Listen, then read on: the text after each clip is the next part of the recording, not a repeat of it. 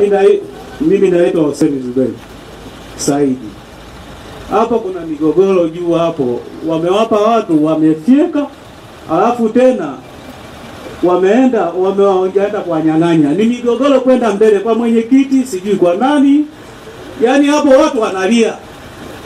Kuna watu hapa walikuwa watakawaje Dodoma. Waziri wa ardhi. Hapo juu ni migogoro mitupu. Kuna nini sasa hapo juu? Hapo juu? Walishawapa watu, wengine wamejenga nyumba, wengine sijui wataka jenge nini, hatuelewi. Yaani unaambiwa watu wapo muondoke na watu walishajenga na nyumba. Kwa hiyo kuna watu walijenga, alafu tena wanaambiwa waondoke. Mwenyekiti, haya tueleze bana. Pamoja na mkurugenzi. Mheshimiwa Rais, migogoro hiyo mingi imeshatatuliwa, na mara ya mwisho ziara ya waziri wa ardhi alifika hapa na kutoa uamuzi. Wale waliokuwa na viwanja vile halmashauri imewarudishia ili kusudi waendelee na taratibu nyingine. Kwani viwanja vile vilitolewa na nani? Vile viwanja vilipimwa. Baada ya kupimwa, vilipimwa na nani? Na halmashauri. Wakapewa watu, si ndio? Yaani vilipimwa ili kwa mania ya kuuza, ili baadaye yake ikabidi ni kwamba twende taratibu mzee. Vilipimwa viwanja na halmashauri. Naam. Na wapima ardhi wanaotokana na halmashauri ya wilaya. Sahihi kabisa. Ambao wako chini ya mkurugenzi wa wilaya.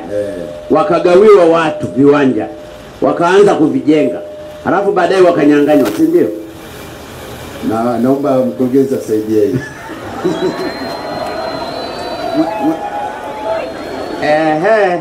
Haya, mkurugenzi saidia mwenyekiti wako. Mheshimiwa Rais, wakati tunaingia hapa 2016 tulikuta migogoro hii ipo, migogoro ya muda mrefu. Mheshimiwa Rais, mlipoingia na nani? Mimi nilipoteuliwa kuja hapa niliyakuta 2016. Tatizo lilotokea, halmashauri huku nyuma ilitoa eneo kubwa tu la wananchi, lakini kwa ahadi kuwa baada ya kuuza haya maeneo watafidiwa. Kwa hiyo maeneo yalitwaliwa bila fidia. Baada ya hapo mimi nilipofika, nilipoona mgogoro, nikaona tukae chini na wananchi tumie busara.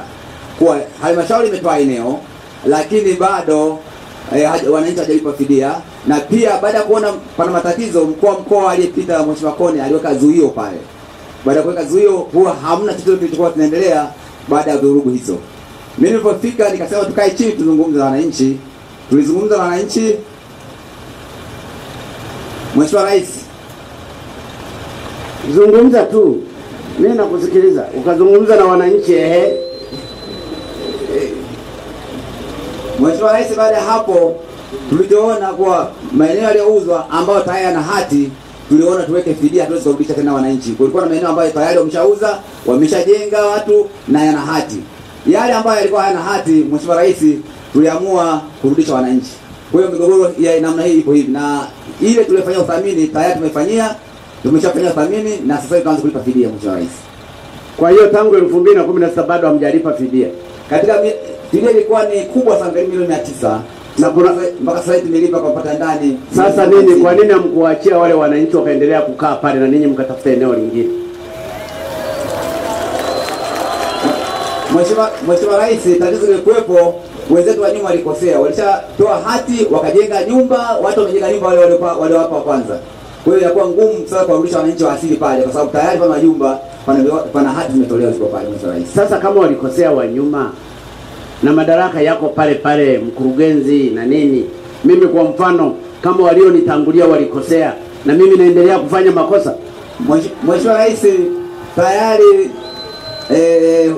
kwa wale ambao maeneo yao hayakuwa na hati, yalikuwa na ofa, nimefuta zile ofa na kurudishia wananchi. Lakini yale yenye hati nilichofanya ni kufanya uthamini na kuanza kufidia, Mheshimiwa Rais. Ndio maana nauliza, hayo yenye hati unayafidia na watu wana hati, wewe unataka ufidie ili upafanyeje? Mheshimiwa Rais, nafidia kwa sababu wale waliojenga pale na wenye hati na wenye nyumba sio wale wamiliki asili. Kwa hiyo ile fidia inaenda kwa wale wamiliki wa asili ambao halmashauri ilitoa eneo lao na kwa wengine. Walikuwa wangapi wamiliki wa asili? Wewe huyo uliona kuuliza mkurugenzi. Mheshimiwa Rais karibu alikuwa 99. Kwa hiyo hao 99 tangu 2016 mpaka leo 2021 mmeshindwa kuwafidia. Mheshimiwa Rais, process ilikuwa ndefu, tukaanza kufanya uthamini, tukapewa mthamini mkuu. Kwa hiyo process ndefu itafika mpaka lini? Mheshimiwa Rais, tumeanza kufidia kwa mapato ya ndani. Umeshafidia wangapi? Nimefidia mpaka sasa hivi watu 22. Kwa hiyo bado 80 karibu. Ndio, Mheshimiwa Rais. Mheshimiwa mkuu wa mkoa, hebu nisaidie hili. Na rasi yupo. Mheshimiwa Rais, swala hili ni hawa watendaji wa halmashauri wa sasa. Hawa watendaji wa halmashauri wa sasa wamelipokea kutoka kwa watendaji wa halmashauri wa wakati ule, ndio waliolishughulikia swala hili. Kwa hiyo swala hili litakamilika na lazima wananchi wote watafidiwa inavyotakiwa. Lakini swala hili pia lilishaenda mpaka TAMISEMI. Kwa hiyo tuko TAMISEMI pamoja na halmashauri na uongozi wote ili tuone nini hasa ambacho kinatakiwa kufanywa kwa wananchi hao. Lakini haki lazima itatendeka kwa mujibu wa taratibu zote na kwa mujibu ya yale yote yanatakiwa kufanyika kwa ajili ya wananchi hao. Wapo wananchi walionyang'anywa eneo lao huko. Hapa. Mlikuwa mmejenga. Alafu mkaambiwa muondoke.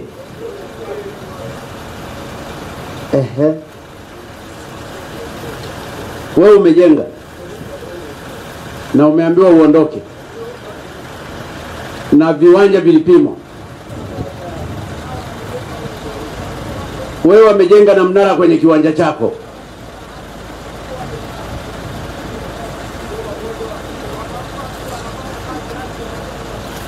Hebu njoo sogea hapa, njoo tu. Manyoni oye! Manyoni oye! Hebu zungumzeni, naona hapa kuna kero nyingi Haya. Hapa Mheshimiwa Rais, na sikitika kwa wilaya Manyoni kuto kututendea haki, hasa Wizara ya Ardhi. Wizara ya Ardhi wanakuwa na ukiritimba, kila unapokwenda kudai haki yako inakuwa ni utata wa kweli. Haki tunazo, hati tumepewa, lakini naambia kiwanja amejenga Joni. Hii inakuja kuwa shida. Yaani Joni mimi Magufuli? Umejenga, mimi Adamu na nyimwa. Nimejenga hapo kwenye mnara? Ndio. Mfanyakazi wa serikali. Jamani tuelewane kwanza. Mimi nina kiwanja hapa. Wewe hauna, ila wajina mwenzio. Sasa kiwanja kile ni cha marehemu baba yangu. Na mama yangu alikuwa anakaa pale, ana miaka takriban 90. Kanyang'anywa kiwanja kile, kajengwa mnara. Nikamwambia kwa nini mnyang'anyi mama yangu? Kwanza wamemrubuni, wakachukua hati ya kile kiwanja, wakaambia mama ninakubadilisha kiwanja. Hati walipochukua wakaiziwia. Kipindi cha uongozi alikuwa hapa mkoa, alikuwa Fatma Taufiki. Mgogoro ule ulileta shida. Wakaja wamechukua kiwanja kile pale na bado wameninyang'anya viwanja vingine 5 viko kule, nimecheka mwenyewe polini. Mkurugenzi nimeenda zaidi ya mara 17 ofisini kwake. Kila nikienda njoo kesho, kila nikienda njoo kesho. Kesho mpaka lini? Viwanja vyangu hawataki kunipa. Na nilicheka mwenyewe. Nataka leo hili tatizo leo litatuliwe. Kama kunisaidia Mheshimiwa Rais, leo nisaidie. Eneo langu nirudishiwe.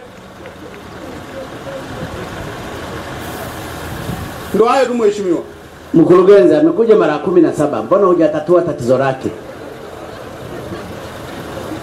Mheshimiwa Rais, leo mkweli huyu bwana alikuja na afisa ardhi.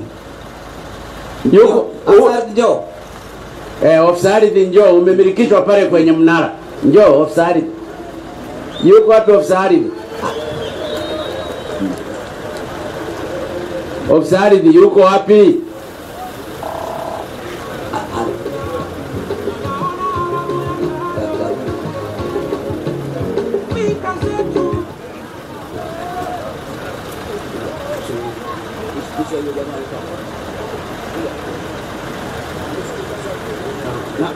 Ndio Mheshimiwa Rais, nakusikiliza. Umeitwa na mkurugenzi wako. Mheshimiwa Rais, kuhusu mgogoro wa huyu, ni kweli sisi tulilikuta mwaka 2018 wakati sisi mimi nimehamishwa hapa, lakini alipokuja ofisini alisema kwamba eneo lake amepewa mtu mwingine. Lakini tulipoenda site kuangalia, ni kweli eneo lake ambalo alipewa kama mmiliki wa asili lipo kwenye mkondo wa maji, kitu ambacho kujenga haiwezekani. Lakini tukajaribu kuchunguza yule aliyekuwa amepewa mwanzo. Mkondo wa maji wa kwenda wapi? Ilikuwa ni mkondo wa maji kwa sababu maji. Sasa kama ametaka yeye kujenga kwenye mkondo wa maji, wewe linakuhusu nini? Sasa Mheshimiwa Rais, yeye anasema alikuwa ni simwacha ajenge kwenye mkondo wa maji, maji anataka labda aogelee au anataka afuge samaki humo. Wewe linakuhusu nini na mlimpa kwenye mkondo wa maji? Mheshimiwa Rais alikataa kupewa ile eneo kwa sababu inaonekana yeye hana uwezo wa kujenga kwenye mkondo wa maji, huyu mmiliki wa asili. Lakini bahati nzuri tukafanya mawasiliano na mtu wa pili. Anasema amefyeka. Ni kweli. Hilo eneo ambalo amefyeka lilishamilikishwa, ambapo natakuwa tumuite mtu wa pili ambaye naye anasema. Kwa nini mnamilikisha watu wawili watatu kwenye kiwanja kimoja? Hapana Mheshimiwa Rais, ni viwanja viwili tofauti. Wewe hata una viwanja viwili tofauti vinavyozunguka.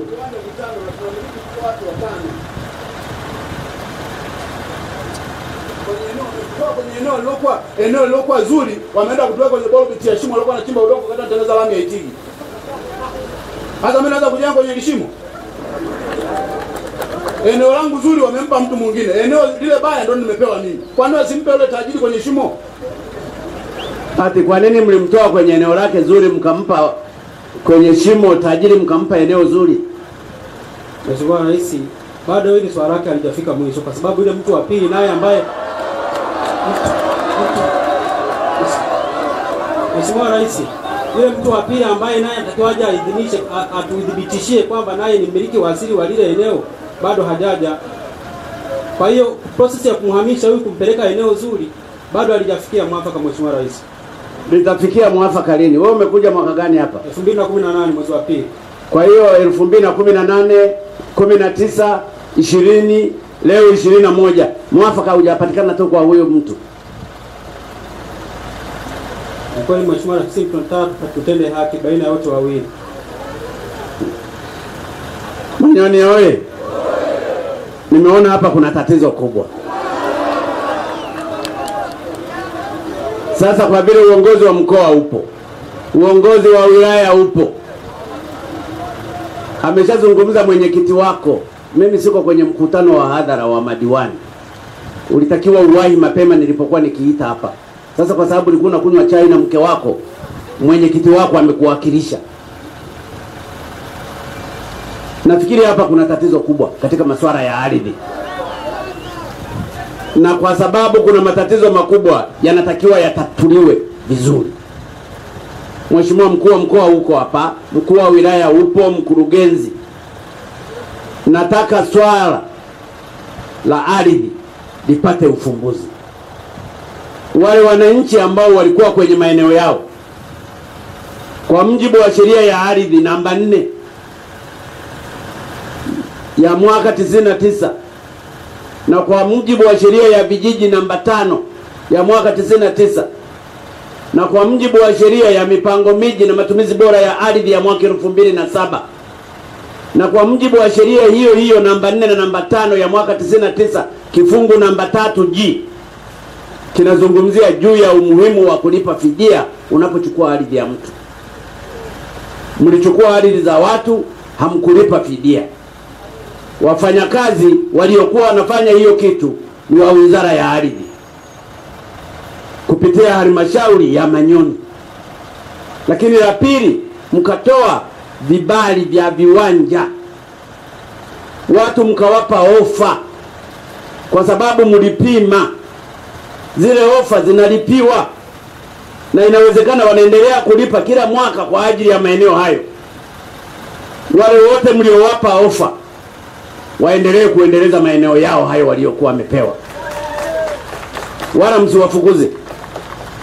Wale wanaodai fidia mtafute kutoka kwenye sosi zenu zingine, muwalipe fidia. Hamuwezi mgogoro ukatengenezwa kwa watu kutokulipwa fidia kwa mujibu wa sheria namba 4 na namba 5 ya mwaka 99 kifungu namba 3G. Halafu mkaja mkatengeneza mgogoro mwingine wa pili kwa watu waliopewa ofa na mmewapa ofa ninyi wenyewe, na wengine wakajenga na wanaendelea kulipia viwanja vyao. Kosa liwe limefanywa na babu zenu, nyanya zenu, kosa ni hilo hilo, ni kama dhambi ya asili. Kwa hiyo ninyi mkatatue migogoro yote miwili. Wale waliokuwa na maeneo ya asili yao ambao mliwanyang'anya, hakikisheni mnawalipa fidia. Tena ndani ya miezi 6 muwe mmeshamaliza kuwalipa fidia. Wale waliokuwa na viwanja ambavyo mliwapa ninyi kwa kusaini ninyi na kutoa ofa ninyi, muache waendeleze maeneo yao. Wala msije mkatoa double allocation. Hilo ndio mnatakiwa kusimamia, na hiyo ndio iwe misingi ya sheria, na hiyo ndio iwe misingi ya utawala bora. Swala la ardhi saa nyingine lina changamoto kubwa mnaposhindwa kulisimamia ninyi watendaji. Lakini saa nyingine kuna rushwa. Unakuta mtu kwa sababu anahitaji mahali fulani, aliyepewa mara ya kwanza ananyang'anywa, anapelekwa mtu mwenye pesa. Msifanye hivyo. Na nataka Mheshimiwa RC, LAS, DC, mkurugenzi na wewe mwenyekiti pamoja na kamati yako ya madiwani mlisimamie hili kwa ajili ya kutenda haki kwa wananchi wote. Na ninakuona mwenyekiti huna information nyingi. Watakudanganya hawa watendaji. Unatakiwa uwe na information za kutosha pamoja na madiwani wako. Sihitaji madiwani wakuwa wasindikizaji kwenye full council. Sihitaji madiwani wanaodanganywa na watendaji. Mkurugenzi anapokuwa mkurugenzi halafu akawa na madiwani ambao ni ma yes man, inakuwa ni tatizo sana maendeleo katika wilaya hiyo. Ninawaomba madiwani mliochaguliwa, na najua wengi ni wa CCM, mkasimamie sera ya Chama cha Mapinduzi. Mkaangalie kila pesa inatumika wapi ili iweze kuleta impact kwa wananchi hawa. Wananchi wa Manyoni ninaona wanabadilika. Majengo mazuri yanajengwa, panapendeza.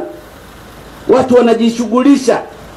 Sasa wanahitaji kupata support kutoka kwenye uongozi wa wilaya ndani ya serikali na uongozi wa halmashauri. Maana yake wewe mwenyekiti wa halmashauri lazima uyasimamie haya.